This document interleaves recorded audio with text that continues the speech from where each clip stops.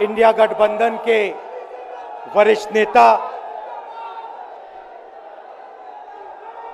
खारगे जी, सोनिया जी, शरद पवार जी, भगवंत मान जी, चंपा सोरेन जी, अखिलेश यादव जी, तेजस्वी यादव जी, सीताराम येचुरी जी, फारूक अब्दुल्ला जी, डी राजा जी, भट्टाचार्य जी, महबूबा मुफ्ती जी, Derek O'Brien जी, कल्पना सोरेन जी, त्रिची सिल्वा जी, सुनीता केजरीवाल जी, देवराजा जी, तिरुतोल जी, खुरुम अनिस उमर जी, और stage से मैं केजरीवाल जी और सोरेन जी का भी नाम लेना चाहता हूं, क्योंकि वो आज यहां है नहीं, मगर दिल में हम सब एक साथ खड़े हैं। भाइयों और बहनों, इंडिया गठबंधन के कार्यकर्ताओं, आप सबका यहां बहुत बहुत स्वागत, नमस्कार।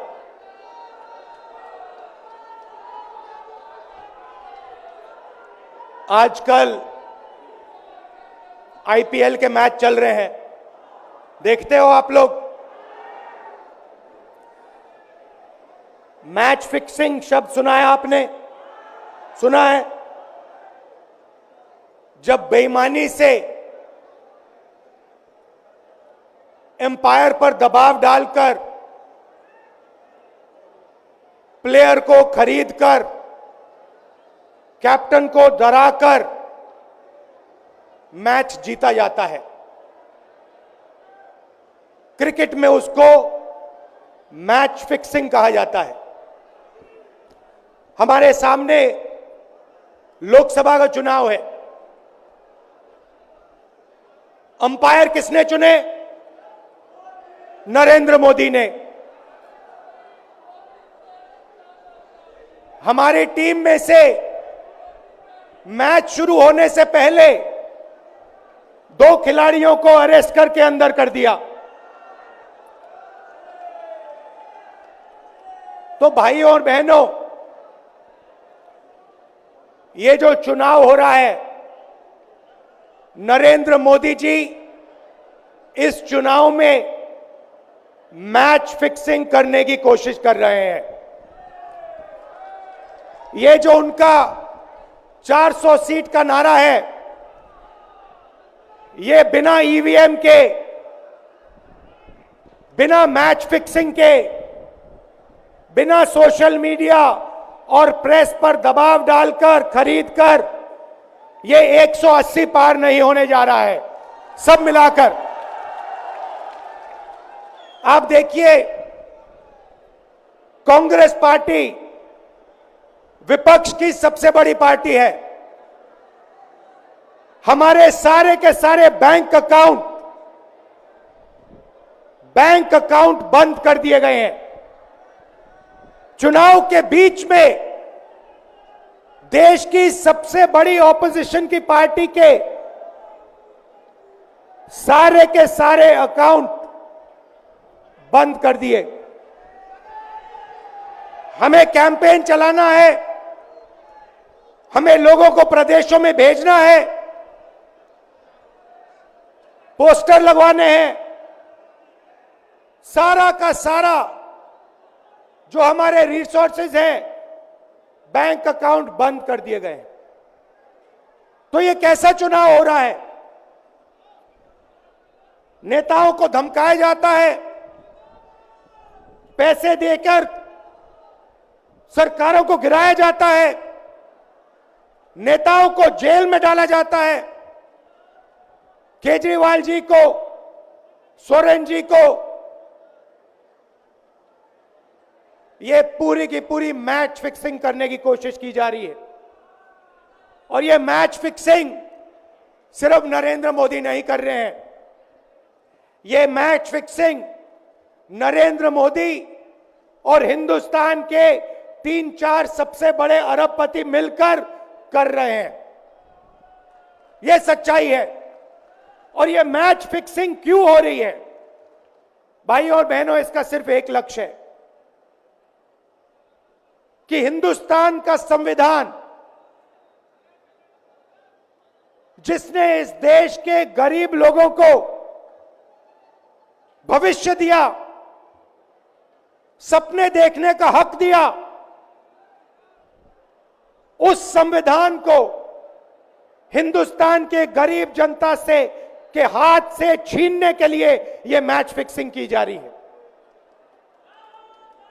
और मैं आपको बताना चाहता हूं कि जिस दिन यह संविधान खत्म हो गया, उस दिन यह हिंदुस्तान नहीं बचेगा। इसको पुलिस से, धमकी से नहीं चलाया जा सकता है। यह जो संविधान है, हिंदुस्तान की जनता की आवाज है, हिंदुस्तान के दिल की धड़कन है।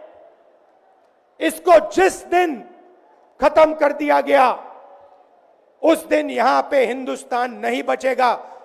अलग अलग स्टेट हो जाएंगे, हिंदुस्तान नहीं बचेगा। यही इनका लक्ष्य है। ये सोचते हैं कि संविधान के बिना धमकाकर, डराकर police, CBI, ED, income tax department के साथ देश चलाया जा सकता है। ये सोचते हैं मीडिया के बिना देश चलाया जा सकता है।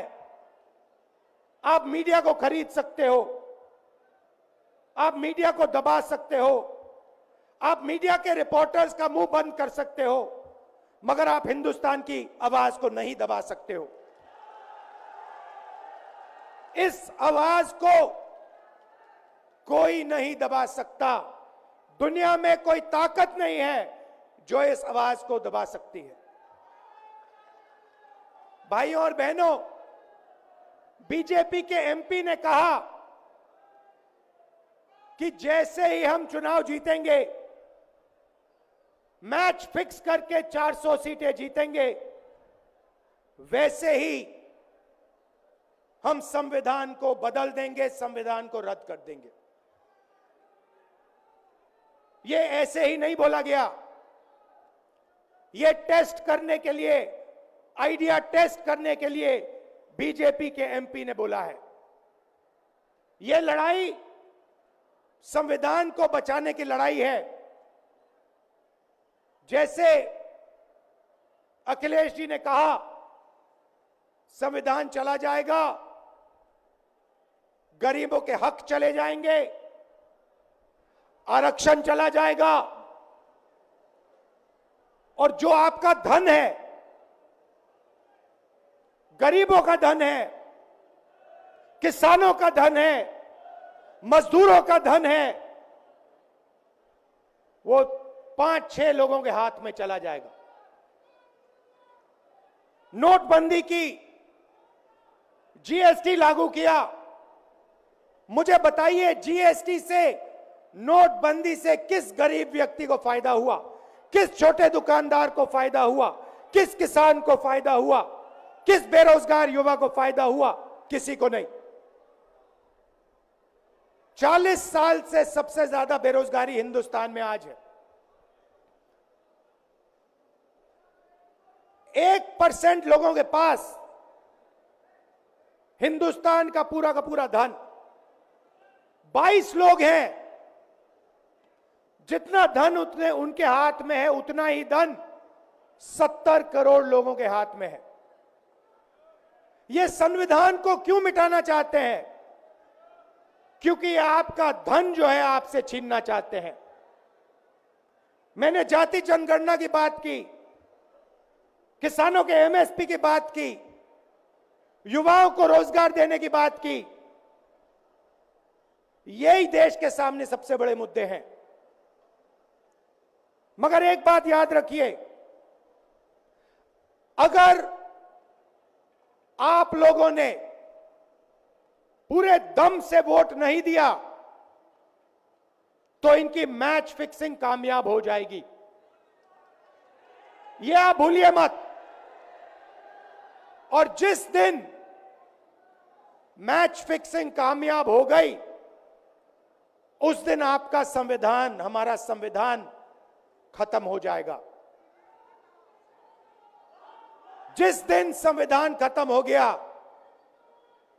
उस दिन हिंदुस्तान के दिल पर एक बहुत बड़ी चोट लगेगी।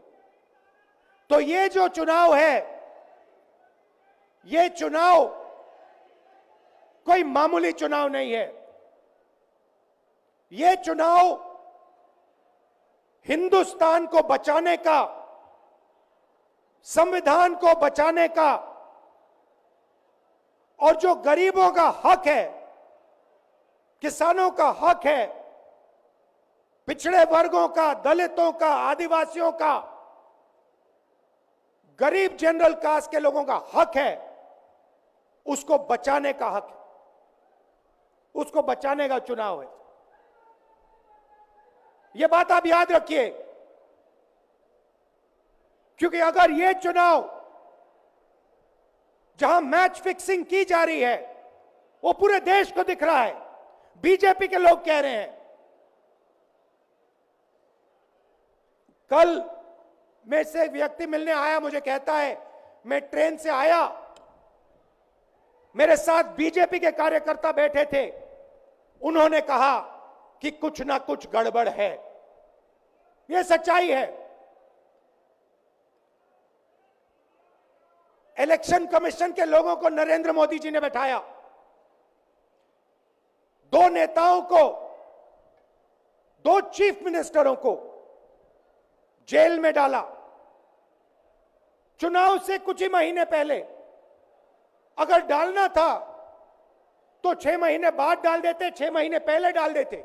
नहीं, चुनाव से 2-3 महीने पहले 2 चीफ मिनिस्टर को डालना था। आपने हमारे बैंक अकाउंट बंद किए। बैंक अकाउंट बंद करने थे, 6 महीने पहले करते, 1 साल पहले करते, 6 महीने बाद करते, कोई फर्क नहीं पड़ता।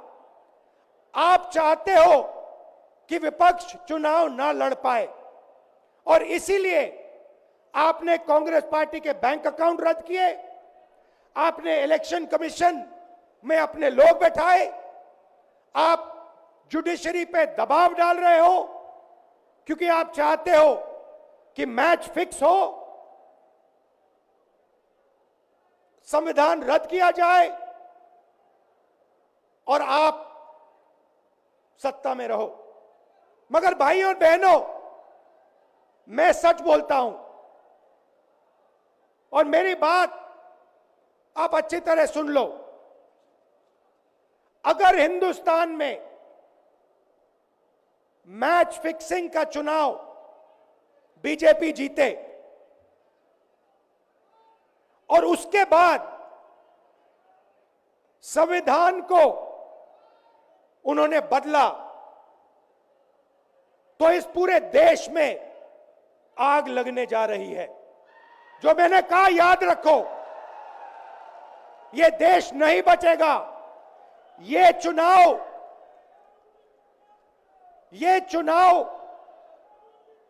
वोट वाला चुनाव नहीं है। यह चुनाव हिंदुस्तान को बचाने वाला चुनाव है, संविधान की रक्षा वाला चुनाव है। धन्यवाद। जय हिंद।